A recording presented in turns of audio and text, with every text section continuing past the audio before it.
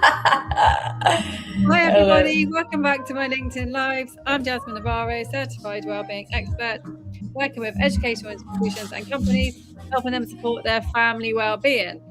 And as you know, every week I interview different experts, and today I'm really excited to be interviewing Emma again. Hi Emma. Hello, my love. So great to be back. Thank you for having me in a coffee Thank you so shop much. in North Devon with beautiful music.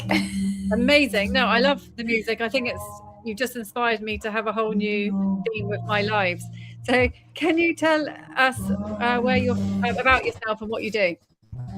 Yeah, so I am a wealth expert. I work for a wealth management fund in North Devon. I've been doing this for the last, I've been doing this for the last 20 years, being in the wealth management industry. But over the last few years, I've also been wealth coaching. I've been, I don't know if the signal went off there. It's okay. It's not very good signal. We'll just do our best. We'll do our best. Over the last few years, I've also been doing wealth coaching. So I've been working with entrepreneurs and people in business to help inspire them to manage their wealth, do all the things that they should be doing with their money, time and energy. But I've been moving much more into holistic wealth, realizing that wealth is a vibration, it's an energy, it's an embodiment. So I've been doing lots of things around that as a wealth transformation coach, moving more into as well things like holistic wealth, so breath work, things like that. Yeah. Amazing. No, I love this topic. We've had so many questions already and comments because it's such a cool topic. It's just a different topic. And I know you're so passionate about this. So you chose today love as a currency, inner wealth versus outer wealth. Can you tell us what that means and why you chose it for today?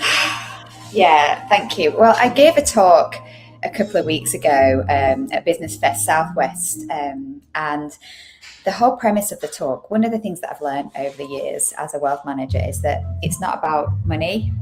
Your wealth is not anything outside of you. We are so conditioned to chase after external wealth. And so, we go on and we create things in order to get money. We think once we have it, we're going to feel wealthy. Now, I've worked with a lot of people in the industry, people that have a lot of money, people that have, made it, and they come to me for wealth coaching. Because they're still not feeling wealthy. They still don't embody the wealth. And whilst I've done a huge amount of work to help people to learn how to save into pensions, invest into the stock market, be savvy with their money, understand their numbers, and that's a huge part of what I do as a wealth transformation coach, especially with entrepreneurs that aren't necessarily doing the right things and feel kind of stressed and anxious that if it all ends, they're not going to have what they need. The biggest gap for me, whilst, because I've worked with a lot of people with a lot of money and I've worked with people that don't have very much money as well, is that the internal state is the part that is really missing. And the more that I do this work, and one of the things that I've learned as I've become a breathwork coach, which helps to work on your inner well-being, your nervous system regulation, the way that you feel about yourself on the inside, is that love isn't about romantic love. Love, that is one state of how we experience love. Love is a vibration. It vibrates at around 500 hertz. And one of the biggest things that is driving us is our state, our inner state, our frequency. And I've been saying for many, many years that your wealth, if you were to put a pin into you and you measure your state, your vibration, it would give you a really clear indication of where your vibe is, where your frequency is, where your energetic body is.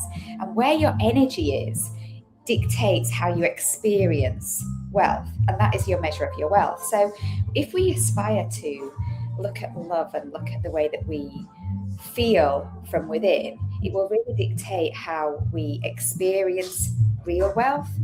And it goes beyond that, because when we work on our inner self, if we feel good on the inside and genuinely feel good from a DNA perspective, in the 60 trillion cells that we have in our body, right through to our mindset, which the mind, if we believe we're not worthy of money, if we believe money is evil, if we believe people with money are not good, even when we create a strategy, even when we attract money in, we subconsciously do things to repel it. So the energetics of our having a healthy mindset that believes that we are good enough, but also embodying that in our DNA, in all of those 60 trillion cells, means that we experience an energetic shift that makes us magnetic. We attract in things where the energy goes, the money flows. And we have to work harder, less hard to make money. We start creating things in our lives from the career choices that we make, from the businesses that we put into the world. Things go out from a place of love. And it sounds really cheesy, but it's what the quantum is also, what scientific evidence is also showing us now. The things that we put into the world, our energy, what we radiate out, really shows in our reality. And it just demonstrates that we then go on and create way better things that society needs, we get paid for, and fundamentally our experience of it is magnified. So the real currency is love. It's so fascinating, everything that you're saying. And yeah, there's so many things I want to ask you, but we do have a question here on YouTube from Sarah. Hi, Sarah, how are you doing? Thank you for joining. She says, what does it actually mean to treat love like a form of currency? Yeah, really good question. You think about energy, everything is a currency. So I've worked with many currencies as a trader, Okay. Where we see money as an exchange. We see energy as exchange. So I used to use money, time, and energy as my formula for building wealth. We exchange energy for wealth, we exchange money to grow wealth, we exchange time for wealth. But love is a really embodied frequency. It is a state of measuring energy, actually. So energy can be measured in so many different ways. So your energetic body, if you were to put kind of measure it, is in hertz. So when we're driven, if we're being driven by fear has a frequency of about 20 to 30 hertz. And when we're driven by fear, we're creating things that we feel people need in order to get paid. And it's not often the greatest way to create. It's not the great currency, because everything's in exchange. So someone's going to pay you money in exchange for something, right? And it's just the way of the world. So when we create from a state of love, and we're giving love, and we are at a frequency of love, but we also create what the world needs. When you think of ikigai is the Japanese concept for living a life of joy and purpose. And when you build products based on need, what the planet needs, what you love, and it creates a state of abundance rather than a state of maybe lack and fear. It's seeing love rather than romantic love, but love as an energy. And then that love that goes out, if you are radiating from your heart center, then you are going to be paid in a way of, as a currency, in a way of money or just adoration, or whatever it is that you seek and desire in exchange for the love that you are putting out there. Interesting. No, thanks, Emma. Sarah's got another question. She says, how do I know I'm focusing too much on outer wealth? That is a really good question. Yes, First, yeah. probably do my wheel of wealth. I have a wheel of wealth. That's a really good question, actually, because I think it just really taps into some of the deeper meanings of what we feel about wealth. So if you, and that's a really good point, you can never have too much of anything. Oh, really? You can't be too much. No. Who says there's too much money in the world, right? Oh, right. These are all mindset shifts. What is too much? Oh, I'm too much because I've got too much energy, or I'm too competitive. No. There's like not enough. You can't be not enough and too much. Yeah, I love that. Exactly. We're in a world of polarities, and it's anyone's perception, right? So firstly, you can't, the world is limitless. We can print more money. The universe is infinite. There is never going to be too much of anything, but it's how you feel, right? So, the more money you have, if you have all the money in the world, Sarah, you go on and do amazing things with it. The more good people have money, the better the world's going to be, because good people do good things with money, right? But fundamentally, I think it's about kind of going back to that creation aspect of how do you feel at the inside having that money, and how does it kind of make you feel from that embodied perspective, and what do you want, how much money is going to make a difference to you and to your lives around you, and just I love that from that benchmark. Yes, Sarah says thanks. No, I love what you're saying as well, because I know you teach a lot about, I know you did, about money mindset and things like that, don't you? Because, I'm sure you have as well. I've met lots of people, people who have got an abundance of money but think that they're poor, and people who don't have hardly any money but think that they're absolutely fine and they're full of abundance. So, what would you say about that then? Yeah, because that's attachment. So anything that you are attached to, so if you're attached to money, then you're placing your self-worth, your inner worth, on something that is outside of you. And many people that don't have a lot, I'm going to tell you a really beautiful story in a minute. Yes, tell us.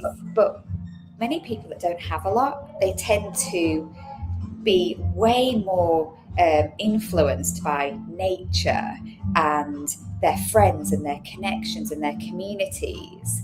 And it's that connection to self. They already feel good enough. Like, I'm good enough. And I don't need lots of money to feel good. However, and this is where the thing is that, it doesn't mean that having more money is going to detract from that, because sometimes people cannot have a lot of money, but then they might, for example, win the lottery, right? And they have so much money coming in, and it changes them, because if they don't feel good inside about receiving money, it can shift them into quite a panic state. So it's always comes down to how you feel about yourself, because if you feel amazing about yourself, even if you have £1 million or you have 1 penny, it's not going to influence how you experience life. Wow. Obviously, the more money you have, the more experiences you have. And usually, there is a fine line of how much money do you actually need to live your best life. And I talk about financial freedom, knowing your best life. What is that financial freedom number, and how are you going to go on and create that in order to grow and expand and live your best life and then give back? People that usually, and this is my beautiful story actually, people that usually don't have a lot, they usually also do a lot of charitable work and give back. And that is where people who are of service, and the Buddhist monks talk about this, your dharma. When you're in alignment with your dharma and you're of service, you have this wealth and abundance, and you tend to create things in order to give back.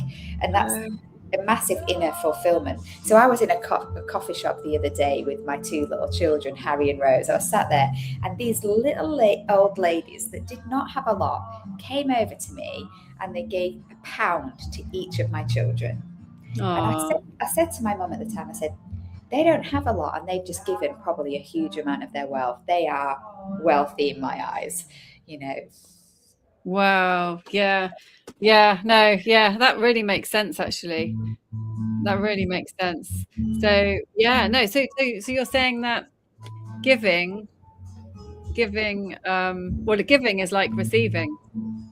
I don't think and this is it, you don't ever do anything with attachment until, if you go and give £1 because you expect to get £10 back, right? Yeah. It's just being, and this is why it's a very embodied state, and this is why I believe in breath work. I've been doing a lot of breath work over my lifetime, actually, but over the last few years I've been training in somatic breath work. So I'm a Soma breath coach.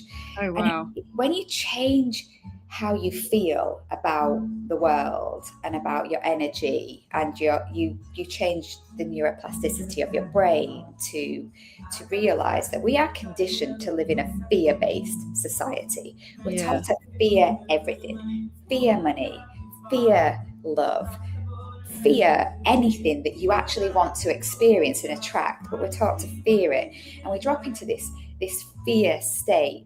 When we shift our mindset and we realize that not everything's out to get us, and we can live with our neighbors, we start to kind of realize that we want to be of service to the world.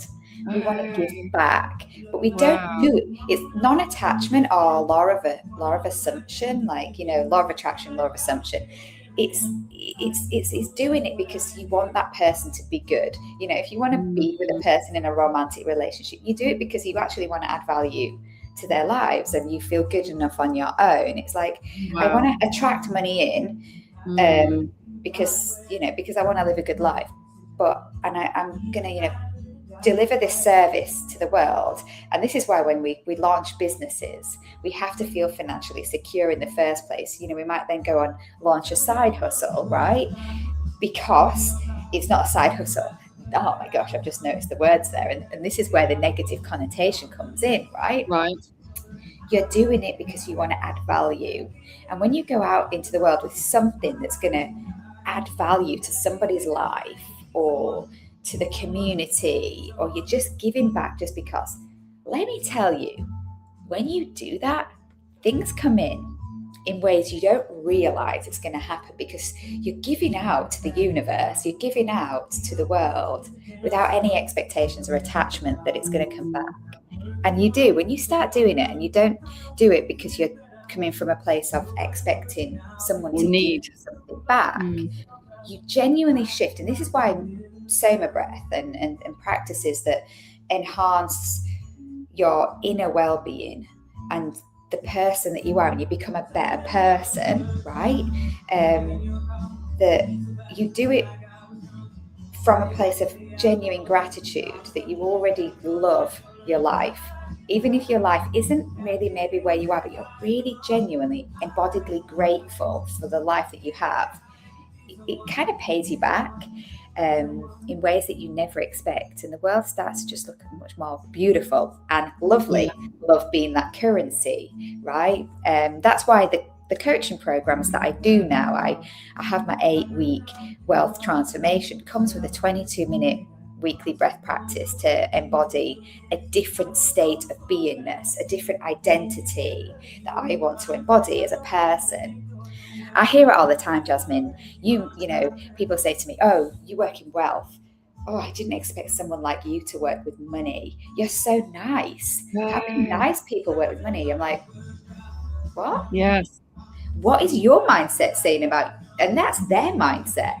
That's their belief system. And then they avoid their pensions because they believe pensions are bad. Pension's just a wrapper that goes around your money. Maybe who's managing it isn't great. Maybe you want to look at that. All these beliefs. And I guess when you have all these beliefs, you just attract what you're believing anyway. So confirmation 100%. Bias. That's one of the things that I do when I'm working with people, because I go way beyond money and wealth. I'm a stock trader. I did that for 10 years in London, and I work for an amazing fund where I'm working with pensions and stocks all the time. But the work that I do in my wider world is that I get people to look at what it is that they're being hit with, their karma, right? So, if you're attracting a certain type of person over and over again, maybe it's a certain type of relationship, maybe it's a certain type of client. Why is that? What is the lesson? What are you being taught? All of it teaches you something. And it's because there is an inner belief about yourself that you need to look at and kind of go, okay, if I keep attracting clients that don't pay me, for example, right? Where am I not paying myself? Ask you that question. Where am I not showing up for me? If someone ghosts you, right? How am I ghosting myself? What am I doing? I love that. That's so powerful. It's a really great reflection. Life is a big mirror. Oh yeah. The world is your mirror. Yeah, Yeah. definitely. It's funny, I know that, but now you've just said it in another way. It's just made me realize it on another level. I think that's why we always need to have these conversations, don't we? Because even though Yeah. there's things but it's how deep do you know these things? It's And we're never done. We came here for never soul done. school. This experience is all about it, and this is one of the things we feel like. And with wealth, this is a really important point. We're always chasing after the next thing. We always want that next. When I get that client, when I get that promotion, then I'm going to feel good enough. It's a journey, and it's about the now moment. And it's sometimes really hard to drop into So that hard. So now hard. moment. Yeah. But we're never done. We're here Never to done. go through all the ups and downs. And when you learn to love the failures, there's no failure. It's just a lesson, because you are Mm, living, you're taking risks. Wealth in investing is all about risk taking. Life's a yes. big risk. If you don't Yes. take risks, if you don't fear heartbreak or fear failure, you're not going to experience the abundance of love. You're not going to experience the abundance of Mm, that stock paying off, right? Because you're going to have a load of losers, right, in your stock portfolio. You're going to have 10 companies that fail, but one might make it. And if you don't try, and that's why we hedge as well. We hedge our bets in trading. We might have a bit of gold and silver in the portfolio as well. That's the thing with our business, right? We have to try things out to see what works, just like life. All of it's a big lesson. wow. We It have to sounds be simple in the when you world say. to experience the world. I love this. It sounds simple when you say it. So what small habits can we start implementing straight away? Like, how can we start making this shift? So, because sometimes the fear can be so much and so overwhelming that we don't even try, but we don't realize we're actually not trying something because it's And just like the little by little. fear is your fear. So if I can Mm. give you one tip, it is do the 22-minute breath. 22 minutes a day of breath work. It's one of the things that I am happy to share with your community. Yes, please. That would be great. 22 minutes of breath work. Well, what it does is it calms your nervous system, and Oh. it reduces the fear. It reduces the fear. So breathing in and out, just rhythmically, creates a coherence. And as soon as you breathe in through your nose and out through your mouth, even if you just do this without doing 22 minutes a day, it will drop you out of your stress, fight, flight, and freeze, into a state of rest and digest immediately. So if you feel stressed, just remember to breathe. But the 22 minutes a day breath work, it reminds you, it builds new neurological pathways for you to remember how to breathe. You know how you create habits, small habits, right? It can take a lifetime to form habits. But it Yes. usually takes at least 21 days to form a new neurological pathway, and it takes the practice. It's the same with the breath. We've forgotten how to breathe. We've Oh, forgotten ancient techniques that the yogis had. We've forgotten. It's not in our neurological pathway, so we're in a constant state of fight, flight, and freeze because our DNA has forgotten how to breathe. So one of the things that I'm doing as part of my wealth practice is reminding people 22 minutes practice a day. You'll remember how to breathe. You'll then mm. be in a state of consciousness. Oh. When stress hits you and that fear hits you, that I'm not good enough, well, your mindset, your neuroplasticity changes in 22 minutes. So you can form new brain waves, new mindsets that say, I am good enough. I am abundant. I am worthy of love and money and all the things, whatever you So want to you're breathe. preparing for when it happens. Oh, sorry to interrupt you. Yes. Yeah, I love that. So you don't just do the breath work when you're feeling stressed or feeling fear. It's not when you're feeling it. It's to prevent No. to get your body used to or to It, it, recognize. re- it, it rewires your mindset, it rewires your nervous system. So the breath work is a practice that you do when you are alone, right? But Okay. what it does do is in the moments of stress, it helps because you already have a calmer nervous system. In the moments of stress, you remember to breathe automatically. You slow down, and your nervous system is going to be far more equipped to stay in maybe less fight, flight, and freeze for longer. You remember to breathe better after you've been in stress. You recover faster. So it transcends your whole day. But then the Amazing. practice itself is healing you at a deep cellular Yes. level. Oh, It's wow. powerful. Oh, I love this. No, thank you so much, Emma. We're running out. Well, we have run out of time, but there's just so many more things I want to ask you. We're going to have to do another live. But is Always here for it. is there anything else you want to say and tell us before we go? And how can people find you? People can find me on LinkedIn. I'm sure you'll drop the notes here, or they can find Yes. me on YouTube, the Wealth Rebels Show, or Okay. on Instagram at the Wealth Rebel. Amazing. Can you put those links on the post so people can just I click will. on them? And if you've got any link to this meditation or this breath work, it's not meditation, is it? Sorry, breath work. Yeah. Please, if you could share a little bit of it or something, that would be absolutely amazing. I will. No, thank you so much, Emma. It's always a pleasure. It wasn't long enough, but I'm sure we'll have to do another one. And yeah, it's lovely to see you. And thank you so much. This Thank really you. helped me, actually. Thank you for having me, and I'll see you all really soon. Yes. Thank you, everybody. See you next week.